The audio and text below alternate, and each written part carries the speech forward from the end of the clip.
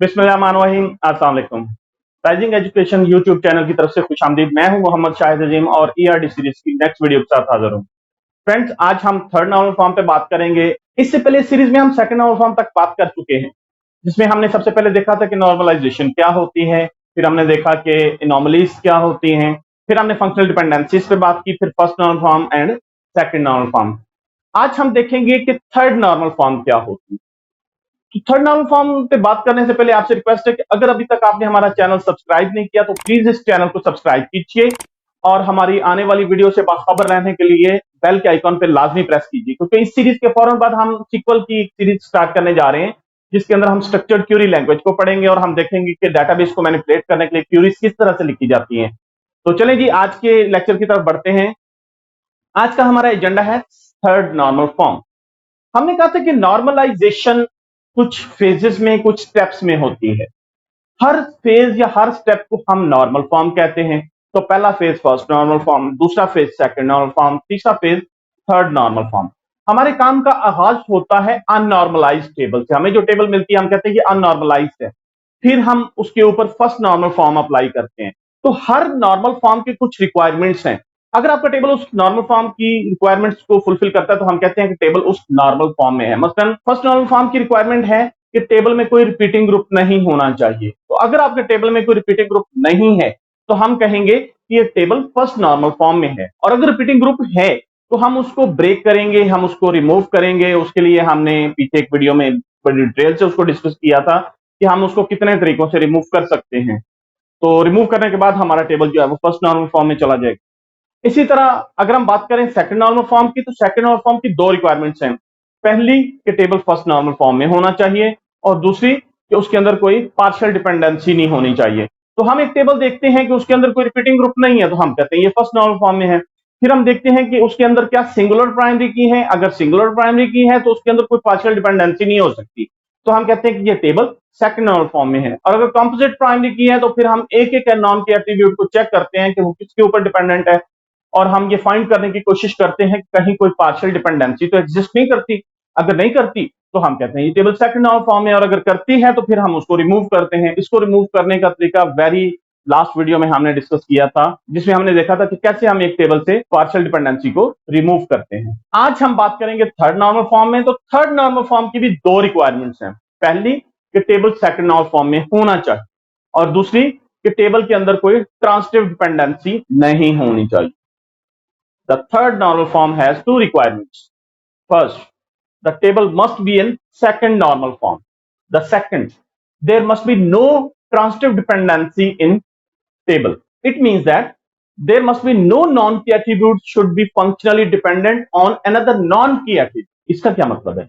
इसका मतलब यह है कि कोई नॉन की एट्रीब्यूट फंक्शनली किसी दूसरे नॉन के एट्रीब्यूट पे डिपेंडेंट नहीं होना चाहिए। कैसे?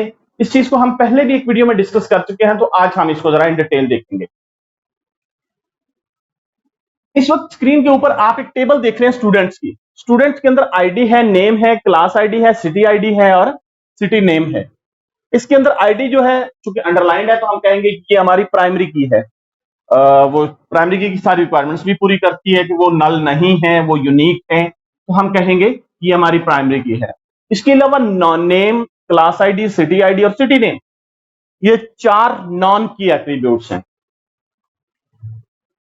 अब पहले हम देखते हैं कि क्या ये टेबल सेकंड नॉर्मल फॉर्म में है। तो सेकंड नॉर्मल फॉर्म में होने की शर्त क्या है? पहली शर्त कि वो फर्स्ट नॉर्मल फॉर्म में हो, उसमें कोई रिपीटिंग ग्रुप ना हो। तो क्या इस टेबल के अंदर कोई रिपीटिंग ग्रुप है? नहीं है। अगर इस टेबल में कोई रिपीटिंग ग्रुप नहीं है तो हम कहेंगे ये फर्स्ट नॉर्मल फॉर्म में है। सेकंड नॉर्मल फॉर्म की एक शर्त पूरी होगी। दूसरी चीज, क्या इसके अंदर कोई पार्शियल डिपेंडेंसी है? अब चूंकि इस टेबल के अंदर सिंगुलर प्राइमरी की सिर्फ आईडी है, इसके अलावा प्राइमरी का कोई और कंपोनेंट नहीं है, तो इसका मतलब यह है कि इसके अंदर कोई पार्शियल डिपेंडेंसी एग्जिस्ट ही नहीं कर सकती, क्योंकि कोई पार्ट नहीं है। क्योंकि पार्शियल डिपेंडेंसी एग्जिस्ट नहीं करती तो हम कहेंगे कि ये टेबल सेकंड नॉर्मल फॉर्म है, क्योंकि दोनों शर्तें पूरी हो रही है। इसमें रिपीटिंग ग्रुप भी नहीं है तो ये फर्स्ट नॉर्मल फॉर्म में है, इसमें पार्शियल डिपेंडेंसी भी नहीं है तो ये सेकंड नॉर्मल फॉर्म में आ जाता। थर्ड नॉर्मल फॉर्म की दो शर्तें थी। पहली कि वो सेकंड नॉर्मल फॉर्म में हो और दूसरी कि उसमें कोई ट्रांसिटिव डिपेंडेंसी ना हो। तो भाई हमने पहली शर्त तो पूरी कर दी कि ये सेकंड नॉर्मल फॉर्म है। अब हम दूसरी शर्त को देखेंगे।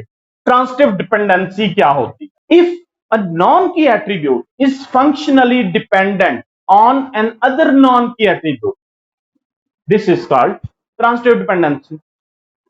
अगर एक नॉन की एट्रीब्यूट किसी दूसरे नॉन की एट्रीब्यूट पे डिपेंडेंट है तो हम कहेंगे ये ट्रांसिटिव डिपेंडेंसी। मतलब अभी हमने की एट्रीब्यूट्स को तो कर देना साइड पे, अब हम चेक करेंगे नॉन की एट्रीब्यूट्स को कि हमारे पास कुछ नॉन के एट्रीब्यूट्स हैं, जैसे हमने देखा कि 4 हैं, तो क्या इनमें से कोई एक दूसरे पे डिपेंडेंट है? मतलब क्या एक से दूसरे की वैल्यू मालूम हो सकती है? पहले हम बात करते हैं नेम की। नेम के मुताबिक हमने बाकी तीनों को चेक करना है, लेकिन थोड़ी सी लॉजिक बनाएं कि क्या किसी भी बंदे की क्लास या उसका सिटी उसके नाम से मालूम हो सकता है? क्या ऐसा सिनेरियो है कि मैं बताऊं कि मेरा नाम शाहिद है तो बताएं मेरी क्लास क्या है या मेरा सिटी क्या है? सेंस ही नहीं बनती, तो ऐसा नहीं होता। ठीक है जी, नाम पे कुछ भी डिपेंडेंट नहीं होगा। अब हम बात करेंगे क्लास आईडी पे। क्लास आईडी 1, क्या इससे सिटी आईडी मालूम किया जा सकता है? Class ID 1 city 1, class ID 1 city 2, मतलब वेरिएशन है, चेंज है। हम क्लास आईडी से सिटी आईडी मालूम नहीं कर सकते, तो क्या सिटी नेम मालूम कर सकते हैं? 1 कसूर 1 लाहौर। मतलब अगर हमारे पास क्लास आईडी हो तो हम उसका सिटी नहीं बता सकते। अगर तो सिटी सेम आ रहा होता, क्लास आईडी 1 कसूर, क्लास आईडी 1 कसूर, क्लास आईडी 1 कसूर, फिर हम क्लास आईडी 2 को चेक करते हैं, 2 फैसलाबाद, तो यहां 2 फैसलाबाद, मतलब हर दफा सेम आता, तो हम कहते हैं कि क्लास आईडी जो है वो डिटरमिन कर रहा है सिटी नेम को, लेकिन ऐसा नहीं है, चेंज हो रहा है। तो मतलब ये है कि क्लास आईडी पे ना तो सिटी आईडी डिपेंडेंट है, ना ही सिटी नेम डिपेंडेंट है। तो चलें जी, ये भी खत्म हुआ। अब हम सिटी आईडी को चेक करते हैं, क्या सिटी आईडी पे कोई डिपेंडेंसी है? सिटी आईडी 1 क्या है? कसूर 1 कसूर 1 कसूर। सिटी आईडी 1 3 टाइम्स आया, लेकिन तीनों दफा ही उसका नाम कसूर है। 2 लाहौर 3 फैसलाबाद। मतलब यहां जो चीज हमें नजर आ रही है वो ये है कि अगर हमारे पास सिटी आईडी हो तो हम उसका सिटी नेम मालूम कर सकते हैं। मैं एक छोटी सी तब्दीली कर देता हूं, हम इसको मजीद देख लेते हैं।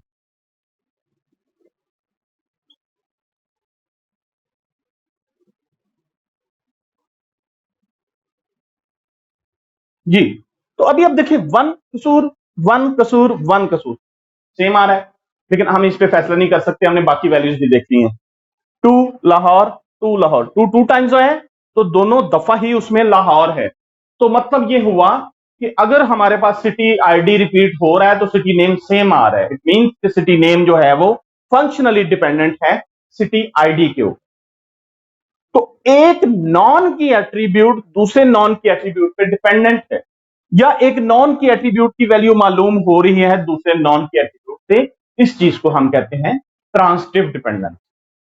So if we can determine the value of a non-key attribute with the help of another non-key attribute, it means that there is a transitive dependency. ठीक है जी, यहां ट्रांसिटिव डिपेंडेंसी एग्जिस्ट करती है, तो ये टेबल थर्ड नॉर्मल फॉर्म में नहीं है। अब इसको थर्ड नॉर्मल फॉर्म में कन्वर्ट करना है, तो कैसे करेंगे? उसका सिंपल सा तरीकेकार ये है कि जो डिपेंडेंट है उसको अलग कर दें, उसको अलग करते हैं, और जिस पर डिपेंडेंट है उसकी कॉपी साथ लगा दें, और जो बीच में रेपिटेशन है वो खत्म कर। कैसे? हम ये करते हैं कि हम सिटी नेम को यहां से रिमूव कर देते हैं और हम वापस अपनी वेरिएशन खत्म करते हैं। पहले मैं आपको दिखा दूं, ये था 3 और ये था फैसलाबाद। तो अभी मैं करने क्या लगा हूं, मैं सिटी नेम यहां से रिमूव कर, आप एक नया टेबल बनाएं जिसके अंदर जस्ट इतने एट्रीब्यूट्स होंगे। अब यहां जो प्रॉब्लम क्रिएट कर रहा था, यहां जो ट्रांसिटिव डिपेंडेंसी क्रिएट कर रहा था, वो था सिटी नेम, और वो किस पर डिपेंडेंट था? सिटी आईडी पे। तो मैंने सिटी नेम रिमूव कर दी। अब मैं एक नया टेबल बनाता हूं,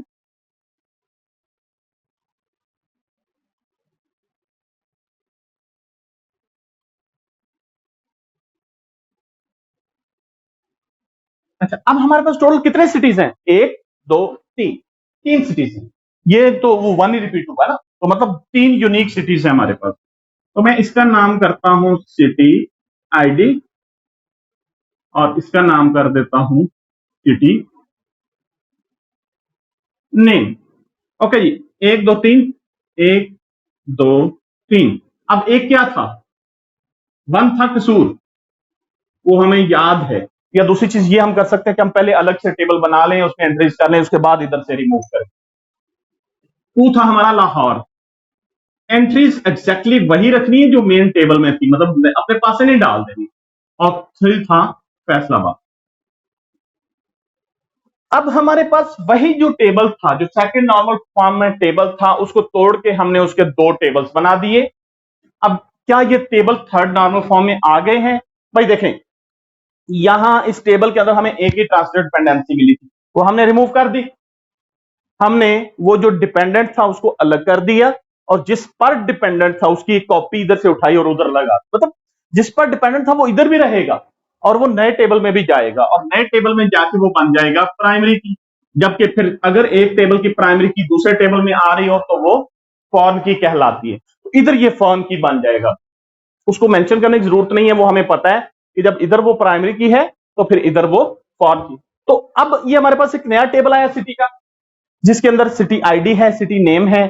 तो इसके अंदर जस्ट एक ही नॉन की एट्रीब्यूट, इसके अंदर कोई ट्रांसटिव डिपेंडेंसी नहीं है, क्योंकि ट्रांसटिव डिपेंडेंसी कब होती है? जब एक नॉन की एट्रीब्यूट दूसरे नॉन की एट्रीब्यूट पे डिपेंडेंट होगा। जब यहां है ही एक, there is no chance of transitive dependency. यहां हम पहले ही एग्जामिन कर चुके हैं कि यहां पे सिर्फ एक ही थी, सिटी नेम वाली, और वो हमने यहां से रिमूव करके वो नई जगह ले गए हम। तो इस तरीके से हम अपनी टेबल को सेकंड नॉर्मल फॉर्म से थर्ड नॉर्मल फॉर्म में कन्वर्ट कर सकते हैं। मोस्टली थर्ड नॉर्मल फॉर्म तक जाके तकरीबन टेबल इतनी स्मूथ हो चुकी होती है, इतनी नॉर्मलाइज हो चुकी होती है कि मोस्ट ऑफ द प्रॉब्लम्स उसमें से रिमूव हो चुके होते हैं। बहुत रेयर चांसेस हैं कि आपको बीसीएनएफ या फोर्थ नॉर्मल फॉर्म या फिफ्थ नॉर्मल फॉर्म की तरफ जाना पड़े। तो अगर हम एकेडमिक पर्सपेक्टिव से बात करें तो ज्यादातर जो बात होती है वो थर्ड नॉर्मल फॉर्म तक होती है। उसमें होता क्या है कि आपको पेपर के अंदर एक टेबल दिया जाता है, उस टेबल के अंदर कहा जाता है कि ये एक अननॉर्मलाइज टेबल है and normalise it up to third normal form. Normalise the given table up to third normal form. आप यूनिवर्सिटी ऑफ लाहौर की बात करें, आप पंजाब यूनिवर्सिटी की बात करें, आप एजुकेशन यूनिवर्सिटी की बात कर लें, आप जीसीयूएफ की बात कर लें, सबके काम करने का तरीकेकार यही है। इवन आप इंटरनेशनल लेवल पे भी अगर क्वेश्चंस उठा के देखेंगे तो आपको यही मिलेगा कि आपको एक अननॉर्मलाइज टेबल मिलेगा, जिसमें हो सकता है रिपीटिंग ग्रुप भी हो, जिसमें हो सकता है पार्शियल डिपेंडेंसीज भी हों, जिसमें ट्रांसटिव डिपेंडेंसीज भी हों। तो आपको कहा जाएगा कि normalise this table up to third normal form. तो आपने उस टेबल को यहां तक लाना है। अब फ्लो क्या बनेगा? सबसे पहले हमारे पास अननॉर्मलाइज टेबल होगा, उसमें हम देखेंगे अगर रिपीटिंग ग्रुप हैं तो हम उनको रिमूव करके नई टेबल बनाएंगे, जिसमें हम रिपीटिंग ग्रुप्स को खत्म करके हेडिंग देंगे फर्स्ट नॉर्मल फॉर्म, और उसके नीचे लिखेंगे हम there is no repeating group in this table so it is in first normal form. उसके बाद हम हेडिंग देंगे सेकंड नॉर्मल फॉर्म की, वही टेबल जो फर्स्ट नॉर्मल फॉर्म की, उसके अंदर हम देखेंगे कि प्राइमरी की क्या है, और मतलब उसकी डिपेंडेंसीज क्या हैं, और उन डिपेंडेंसीज को रिजॉल्व करके हम नए टेबल बनाएंगे, वो आ जाएगी सेकंड नॉर्मल फॉर्म में। इस चीज को कैसे करना है मैं यहां पे एक वीडियो सजेस्ट कर देता हूं, आप उसको देख सकते हैं। उसके बाद अब जो सेकंड नॉर्मल फॉर्म में टेबल आए वो जितने भी हैं, वो एक है, वो दो हैं, वो तीन हैं, सबके अंदर हमने चेक करना है कि कहीं कोई ट्रांसटिव डिपेंडेंसी तो एग्जिस्ट नहीं करती। अगर करती है तो हम उनको रिजॉल्व करके इस तरीके से नई हेडिंग देंगे थर्ड नॉर्मल फॉर्म की, और वो सारे टेबल जिनके अंदर से डिपेंडेंसीज हम रिजॉल्व करेंगे वो दोबारा बनाएंगे, और यहां पे हमारा क्वेश्चन जो है वो कंप्लीट हो जाएगा। उम्मीद है ये टॉपिक आपकी समझ में आ गया होगा। अगर कोई चीज समझ में नहीं आई तो आप मुझसे कमेंट्स के जरिए, व्हाट्सएप ग्रुप के जरिए राब्ता कर सकते हैं। जल्दी मिलते हैं इंशाल्लाह एक प्रोजेक्ट के साथ, तब तक के लिए अल्लाह हाफिज।